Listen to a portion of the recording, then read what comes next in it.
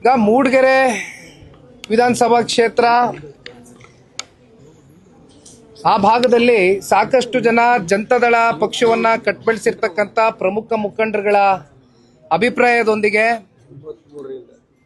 ಜಿಲ್ಲೆಯಲ್ಲಿ ನಾಯಕತ್ವವನ್ನು ವಹಿಸಿರ್ತಕ್ಕಂಥ ವಿಧಾನ ಪರಿಷತ್ನ ಸದಸ್ಯರಾಗಿರ್ತಕ್ಕಂಥ ಬೋಜಣ್ಣ ಅವರ ಸಂಪೂರ್ಣ ಸಹಮತ ಮತ್ತು ಸಹಕಾರದೊಂದಿಗೆ ಇವತ್ತು ನನ್ನ ಪಕ್ಕದಲ್ಲಿ ನಿಂತಿರುವಂಥ ಯುವ ಮುಖಂಡ ವಿಜಯ್ ಕುಮಾರ್ ಅವರು ಇವತ್ತು ಪಕ್ಷಕ್ಕೆ ಆ ಕ್ಷೇತ್ರದಲ್ಲಿ ಸೇರ್ಪಡೆಯಾಗಿ ಸಂಘಟನೆಯ ಒಂದು ದೃಷ್ಟಿಯಿಂದ ಸಾಕಷ್ಟು ಒತ್ತನ್ನು ಕೊಟ್ಟು ಕೆಲಸ ಮಾಡ್ತೇನೆ ಅಂತಕ್ಕಂಥ ಒಂದು ಇಚ್ಛಾಶಕ್ತಿ ಇಟ್ಕೊಂಡು ಬಂದಿದ್ದಾರೆ. ಹಾಗಾಗಿ ಇವತ್ತು ಒಂದು 200-300 ಜನ ಪ್ರಮುಖ ಮುಖಂಡರುಗಳು, ಬಹಳ ಪ್ರಮುಖರು, 500ಕ್ಕೂ ಹೆಚ್ಚು ಇಲ್ಲ, ಅದರಲ್ಲೆಲ್ಲ ಬೋಜಣ್ಣ ಅವರು ಎಕ್ಸ್ಪರ್ಟು, ಅದಕ್ಕೆ ಕುಮಾರಣ್ಣ ಅವ್ರ ಜೊತೆ ಇರೋದು. ಹಾಗಾಗಿ ಆ ವಿಚಾರಕ್ಕೆ ಸಂಬಂಧಪಟ್ಟಂತೆ ಇವತ್ತು ಪಕ್ಷ ಸಂಘಟನೆಗೆ ಬಂದಿದೆ. ಸರ್, ಒಂದು ನಾಗೇಂದ್ರ ರಾಜೀನಾಮೆ ವಿಚಾರ ಸದನದಲ್ಲಿ ಚರ್ಚೆ ಮಾಡಿದ್ರಿ, ಹೋರಾಟ ಮಾಡಿದ್ರಿ. ಈಗ ಅವ್ರು ರಾಜೀನಾಮೆ ಕೊಡ್ಲಿಕ್ಕೆ ಸಿಎಂ ಅವ್ರ ಹತ್ರ ಒಲವು ತೋರಿಸಿದ್ದಾರೆ ಅನ್ನುವಂತ ಮಾತುಗಳು ಬರ್ತಿದ್ದಾವೆ. ಈಗ ಮೊದಲನೇ ಪಾಯಿಂಟ್ ಏನಪ್ಪ ರೇಸ್ ಆಗುತ್ತೆ ಅನ್ನೋದಾದ್ರೆ, ಈಗ ಆಲ್ರೆಡಿ ಅವ್ರ ಮೇಲೆ ಒಂದು ಆರೋಪ ಇತ್ತು. ಇದು ಆರೋಪ ನಿನ್ನೆ ಮೊನ್ನೆದಲ್ಲ, ಕಳೆದ ವರ್ಷದ ಆರೋಪ.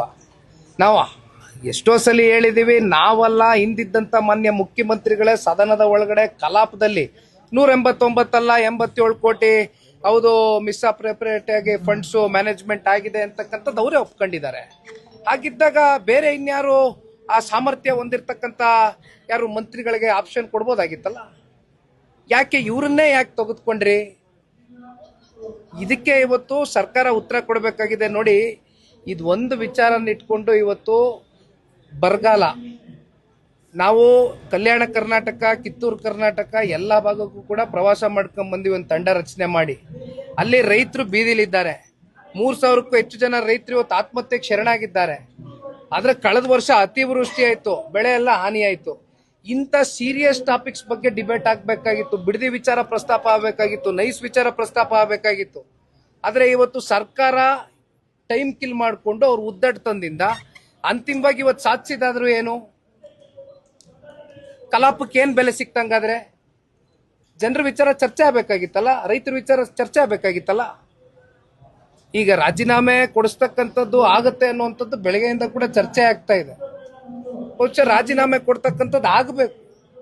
You should take up that responsibility. ರಾಜ್ಯದಲ್ಲಿ ಪಾರ್ಕ್ಗಳಲ್ಲಿ 5% ಜಾಗವನ್ನು ಬಳಸೋದಕ್ಕೆ ಈಗ ಸರ್ಕಾರ ಮುಂದಾಗಿ ನಿಂತಿದೆ. ದಿನೇ ದಿನೇ ದೊಡ್ಡ ಮಟ್ಟದಲ್ಲಿ ಆಕ್ರೋಶಗಳು ಶುರುವಾಗಿದೆ, ಮತ್ತೆ ಎಲ್ಲ ಅಸೋಸಿಯೇಷನ್ ಎಲ್ಲರೂ ಕೂಡ ಮನವಿಗಳು ಕೊಡ್ತಾ ಇದ್ದಾರೆ. ಈಗ ಯಾವ ರೀತಿ ನೋಡ್ತೀವಿ? ಸಾರ್ವಜನಿಕರ ಆಸ್ತಿ ಪಾಸ್ತಿಗಳು ಲೆಕ್ಕಾಚಾರ ಇದು ಪಾರ್ಕ್ಗಳು. ಈ ಪಾರ್ಕ್ಗಳನ್ನ ನೀವು ಈ ರೀತಿ 5% ಬಳಕೆ ಮಾಡ್ಕೊಂಡ್ಬಿಟ್ರೆ ಮತ್ತೆ ಬೆಂಗಳೂರು ನಗರದಲ್ಲಿ ಇನ್ನೇನು ನೋಡ್ಬೇಕು ನಾವು? ಬೆಂಗಳೂರು ನಗರ ಅಂದ್ರೆ ನಾವು ಗ್ರೀನ್ ಸಿಟಿ, ಗಿಡ ಮರಗಳು ಇರ್ತಕ್ಕಂಥ ನಗರ. ಇವತ್ತು ಪಾರ್ಕ್ಗಳನ್ನು ಕೂಡ ನೀವು ಈ ತರ ಆವರಿಸ್ಕೊಂಡ್ಬಿಟ್ರೆ ಮತ್ತೆ ಇನ್ಯಾವ ರೀತಿ ನೀವು ಆಡಳಿತದಲ್ಲಿ ನಿಮ್ಮ ಆಲೋಚನೆಗಳಿದೆ? ಬೇರೆ ಮಾಡುವಂತ ಕೆಲಸ ಮಾಡ್ಬೇಕಣ್ಣ, ಇವೆಲ್ಲ ಬಿಟ್ಬಿಟ್ಟು ಮಾತಾಡ್ತೀನಿ. ಸಿದ್ಧಗಂಗಾ ಮಠದ ಆಸ್ತಿ ಕೂಡ ಹೋಗಿದೆ 8 ಎಕರೆ ಅಂತ ಸಿಎಂ ಅವರು ಭೇಟಿ ಮಾಡಿ ಇವತ್ತು ಸ್ವಾಮಿಗಳು ಚರ್ಚೆ ಮಾಡಿದ್ದಾರೆ. ನೈಸ್. ಅದೇನೋ ನನಗೆ ಗೊತ್ತಿಲ್ಲ ಅಣ್ಣ, ತಿಳಿದು ಮಾತಾಡ್ತೀನಿ ಇದ್ರ ಬಗ್ಗೆ. Okay, thank you.